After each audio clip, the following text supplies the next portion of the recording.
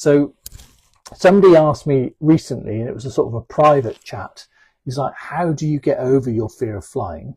I've got a flight coming up in a few months' time. I'm already panicking, etc., etc.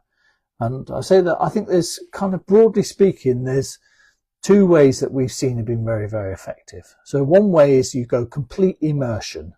So you actively concentrate on, this is my flight's coming up in, say, 2 months' time.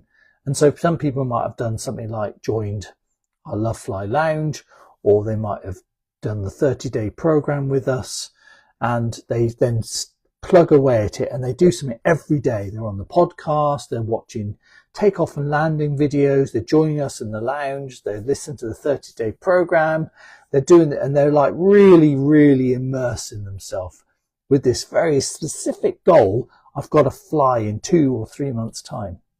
And we have found that that can be very, very effective. If you're that way motivated, you can definitely do that. So in answer to that question, is it possible to sort of reduce the fear of flying quite quickly? Yes, it is. If you chuck a lot of effort and time at it and keep doing something, I mean, actively. When I say listen to the podcast actively, I mean write notes, a bit like Chris Grubb used to do and Jamie Fraser did.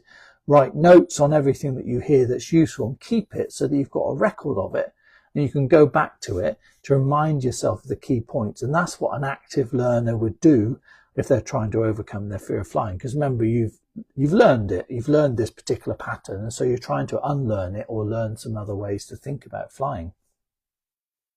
The other way is to take more of a leisurely route. So Chris Grubb talked about this in his podcast. It's like taking the year. So treating it like a marathon, so that you do it gently.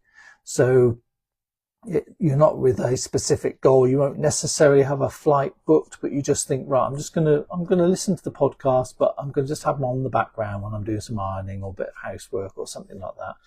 And then I'm just going to listen to it when I drive places. And I'm going to do that program then.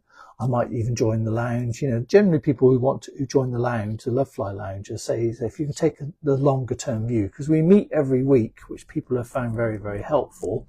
But it is taking that longer term view and challenging yourselves to do things very, very gently.